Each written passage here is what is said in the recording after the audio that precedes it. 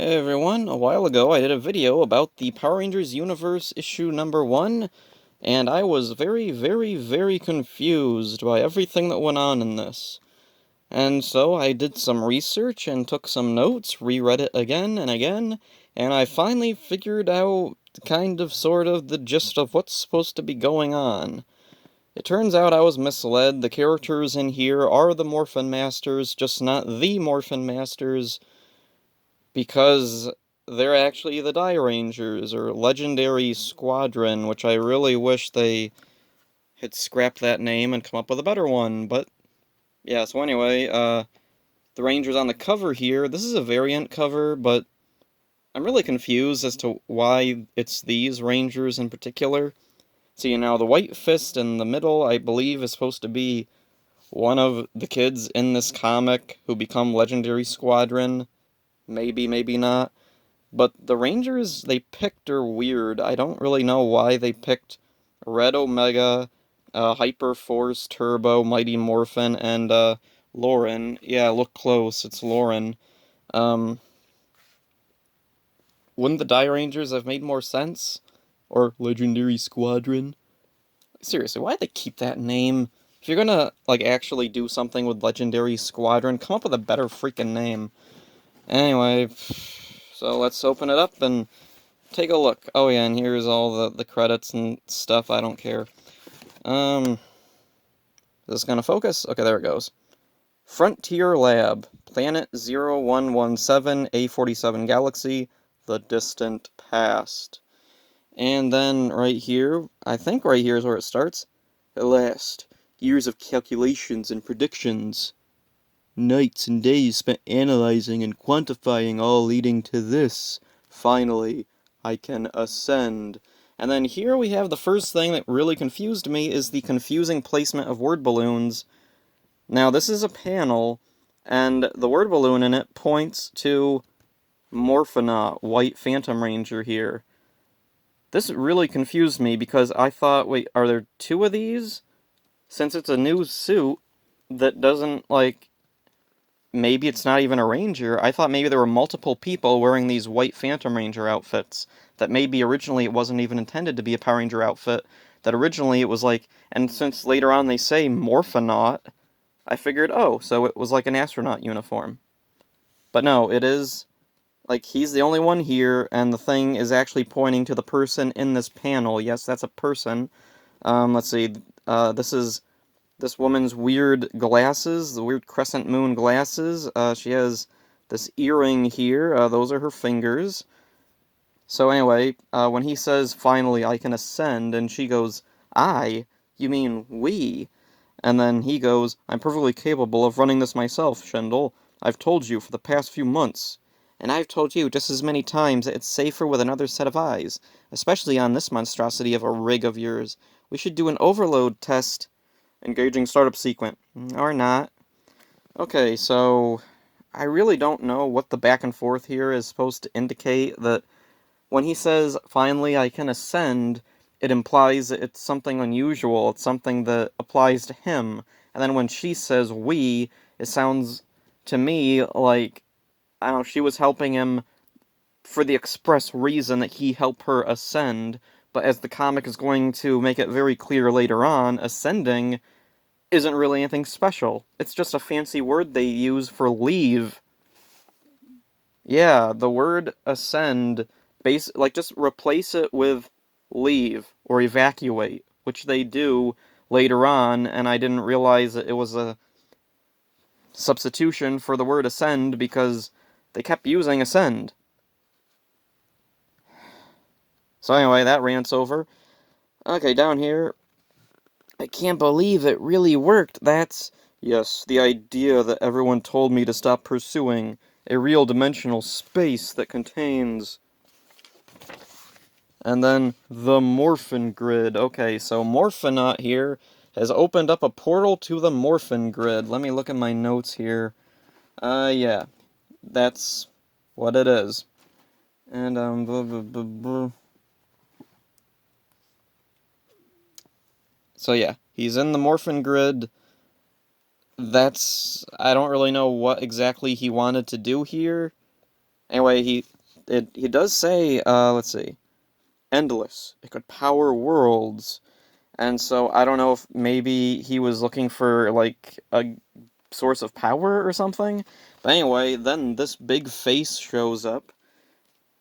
I don't know exactly who it's supposed to be. Like my assumption is it's either Lokar or Dark Spectre, but I really don't know because there was never any indication in Mighty Morphin or in Space any of the original Zordon era Power Ranger seasons that Dark Spectre had any kind of connection to the Morphin grid. He wasn't even really all that powerful. He could drain Zordon's energy. All the bad guys were scared of him. But other than that, he went out like a punk. I mean, he had a spaceship flown into his face and then he died. So, I don't know. I really don't get, like, if he is the big bad of this, why is he coming from the Morphin grid? Or is this something completely separate? Is this something original to the comics? So anyway, for whatever reason, he decides this big face has to stay in here, and since the thing can't be shut off, he blows up his entranceway in, I guess, and, what did you do? Oh, and Scree.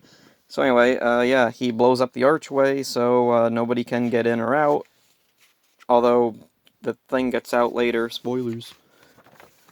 So anyway, 584 years later, that's very important to know that it's 584 years later. It's extremely important that we know the exact date, right down to the year, how much longer this takes place. Anyway, this girl here, or guy, non-binary character apparently, is Ori.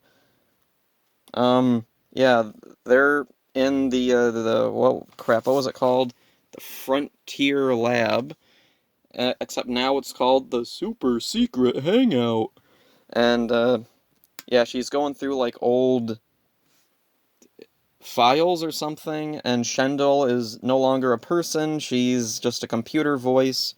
We can see a picture there of, Shendel and Morphonaut still in that outfit. So was he, like, just stuck in that outfit all the time? Or did they take that, like, right before, he got stuck? Also, the back of her chair is the crescent moon from her glasses. Alright. Anyway, Shendel's just talking to the computer, or I mean, Ori is talking to the computer, and then this old beardy guy pops up and says, "Where are you? The Ascension has been moved up. The last group leaves before nightfall. Do I need to come find you myself?" And then Ori's all like, "I know, Kartor. I know I have to say your name to introduce you. I know you've called 3 times already. I'll be there, okay? Just doing some last-minute preparation. Do not Oh, crap, my camera flipped around there. Do not make me have to explain to Mom and Dad why you're... And then, I guess she turns him off or something? Also, it's weird. Throughout the comic, he refers to, "Make me tell Mom and Dad," like he's an older sibling, which, I mean, I guess he could be, but he looks so much older than, they do. Yeah. So anyway, gotta go, love these dogs. Oh, and they all have these little, like, red things on their chests that remind me of, like, Thundercat emblems. Oh, and then, oh, I remember. She yanks it off, and then, like, plays Beyblade with it to try and get the archway to work that, Shendel and Morphonaut were doing something with, I think. I don't have time to replace the couplings before we leave. Guess I'll just have to file that. Oh, yeah. So anyway, she tries to do something here, and I have no idea what it is. It really does look like Beyblade. So, whatever. Oh, and enough of that. Master Forge Elipis A47 Galaxy. Alright, and there we got an archway, and there's a Kartor there with Vivali. Damn it, Vivali. Yeah, there's lots of dammits in here for a Power Ranger comic. I don't know why they just casually throw around dammits. But anyway, blah, blah, blah.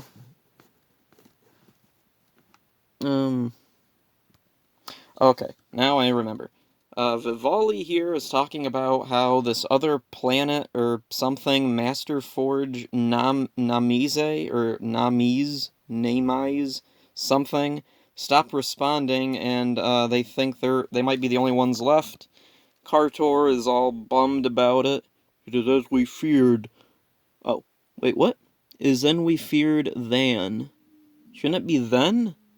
Whatever security footage there is, we'll have to wait. If it is as it was with Master Forge Hallock, we cannot rest. Forgive me, the stress from the evacuation has made me careless. I don't really know what they're talking about here. But, crap. Blah, blah, blah. Oh, yeah, Vivali here has a daughter who apparently died on, Hallock?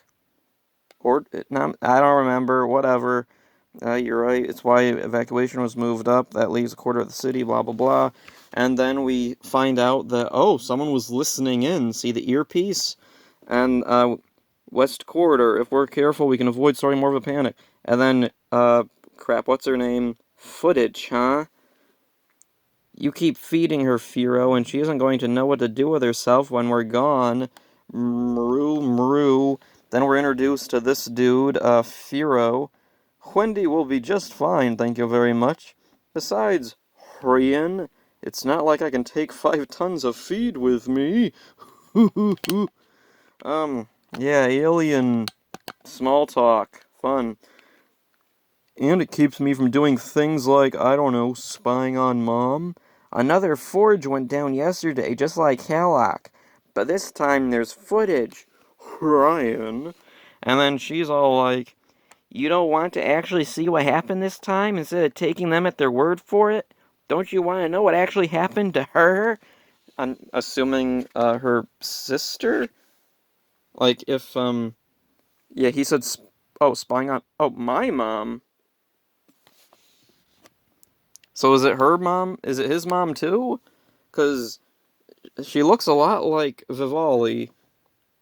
Yeah, Hrian looks a lot like Vivali. These names are hard to remember because they're all fantasy nonsense. Well, I want to know. How are you going to do that? Hrian, hey, wait up. Oh, and then, this is a really weird thing. They go to another friend's house, and from the outside, it looks like a typical, like, earthly house. It even has shutters on the windows, and then it gets funnier inside. He's probably just busy. Zev's never too busy to call. I'm telling you, something's wrong. And then, I guess this dude's mother carrying around cardboard boxes with tape on them. We can try him again once we've ascended. So let's finish up here, okay? Our window is moved up, and we're due at the arch in less than an hour. And then he, like, kicks a coat just like the guy from the old Charles Atlas commercials. You know? And then, someone chucks a rock at his window, and, man, look at all those cardboard boxes. I thought these were supposed to be like aliens. Aliens use cardboard boxes. Perfect, I need to talk to you all. Yeah? Zev hasn't called. Something's going on. Besides this whole early evac thing, you're right, even if Zev was ascended, he'd call, period. Apparently, there's more to it all. Ryan heard something. Overheard, technically, and then, but something happened on Namize, and he's upset, I guess. Namize, that's where Zev is. We don't know, Telozi, but there's a video. Tell me where you have this video. Well, no, but we know someone who can help us get it. Any idea where Ori is? Oh, I just realized Ori was a name that actually sounded familiar, and I just realized it's the name of one of the dwarves in The Hobbit. Anyway. Totally subtle entrance to Frontier Lab / super secret hangout. We're charming. And then, don't forget to lock the door. Leia? Are you trying to kill me with a heart attack? Another new character? Yeah. You look alive to me. Aren't you supposed to be at the arch already? I could ask the same thing of you. Just doing a farewell tour. Couldn't leave without saying goodbye to our old clubhouse. And, oh, cardboard boxes here, too. Anyway, is this where you've been disappearing to for the last blah blah blah? Nothing, it's blah blah blah, whatever, small talk, and then here we got the other guys coming in, and she's jumping around for some reason. Yeah, just them all hanging out in their old secret, thing. And then, this is interesting, she's at a mini fridge, or is this... Okay, so this is, Firo, that's Alea, going into a mini fridge, and if we look on the side, there's little sticky note doodles of a weird squiggly face and a guy with glasses and a beanie hat. Yeah, I just thought I'd point that out. Oh, and I was wrong, that dinosaur pet that Firo has, Wendy, its tail shows up here. So, yeah, that's a thing. Anyway, they're talking about Master Forge Namise is gone, and that there's a video this time, and we need to get Ori to turn the video on, and let's see, blah blah blah. We need to figure out what Namise, whatever, blah blah blah. Shroom. Okay, shroom. They're diverting. Oh, okay, so that's the sound of power leaving is shroom, and then blah blah blah. Hearts, whatever. Power the computer. Oh, okay. Those things on their chest are their Morphin hearts? That's what... Oh, holy crap, I just figured that out. Maybe that should have been something explained a little better if it was going to be important.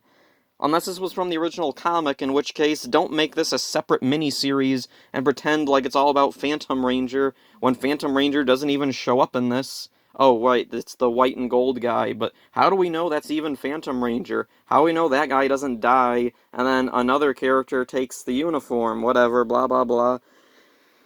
Back to this thing, Morphonauts Last Discovery, I'm trying to get it to work. We see the archway from the beginning of the comic, because it's so memorable. Don't you remember that thing? I thought maybe we could get it back once we ascended, blah blah blah. Our Morphin hearts. I'm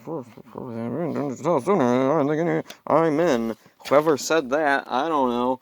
And then, oh, they get the footage of Namise, and then it's all being wrecked, and we see this weird thing.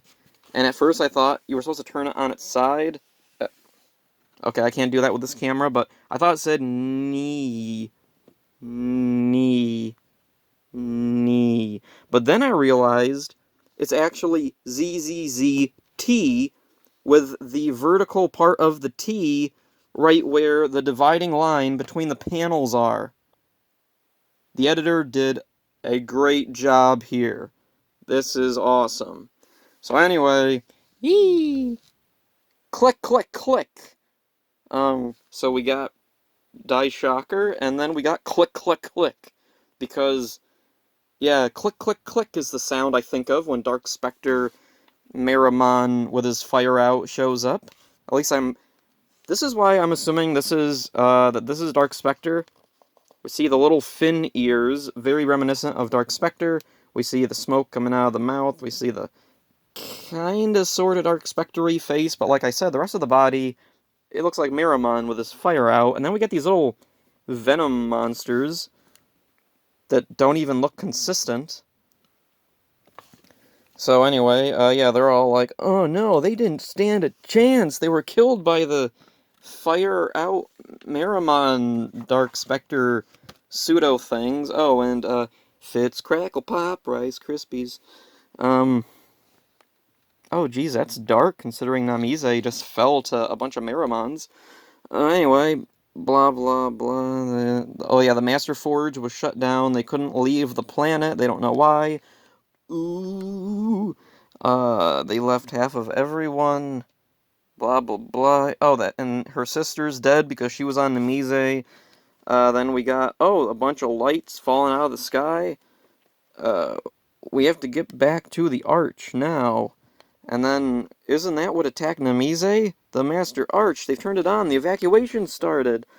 Those things, what are they? I'll explain later. We need to get... What are you... Oh, wait. So... What things? Do they mean the Meramon Dark Spectre things, or do they mean those orange things in the sky? Anyway, they ask him about Namize and Hallock. How do you... never mind, we'll talk about this later. Right now, you all need to get through before... And then turn the page, and then, oh, something's coming through the arch, and then it shoots out, backwards? Or, oh, in front, because I guess there's a silhouette. Yeah, it's really confusing the way it's set up. But anyway, they're like, whoa, what just happened? Was that a person? And then he's like, no, you can't, you have to go through the thing. And she's like, I think that was, or he, they, whatever.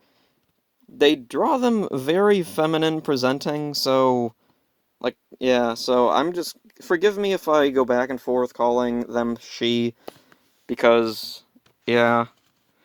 Anyway, wait, you can't go alone, we're coming too. And then he's all like, please, Ori, don't make me explain this to Mom and Dad. We need to go. We can't blah, blah, blah, blah, blah, Mom and Dad. And then she's like, Kartor, that was a Morphin Master, like one of us. Okay, so these are all Morphin Masters. This is the only, like, mention of them being Morphin Masters, I think. And then, yeah, blah, blah, blah, needs help now. Silhouettes to be dramatic. I couldn't live with myself if I just left them. And he's like, go then, I'll keep the arch open for as long as I can. Hurry, I need you, if you say so. And then, so they find, there's Morphonaut spasming. Are they alive? Which I think would have been better if they said, is it alive? Because they don't even know if it's, like, alive or not. It could be a robot. I swear, this suit seems familiar. Remember that old photo we keep in the clubhouse? Yeah, that really big one. That's him, the Morphonaut. And then, why is he glowing? Reminds me of the arch, blah, blah, blah. And did his chest just... And then, I thought it was the others' characters saying he's coming, but no, it's Morphonaut here yelling he's coming. And then he spasms again. What's happening? And then, it's hurting him. The grid energy is hurting him? Alright. Why would someone be coming out of the grid? Like, isn't that the whole point of the archway, is to enter the Morphin grid? Maybe because of that? And then a bunch of stuff comes out of it. You really think we could win? Blah, blah. We're ascending for our protection, but I don't think it's just for our own. I think we're going into the grid to protect it from, and to keep that out. Click, click, click, click.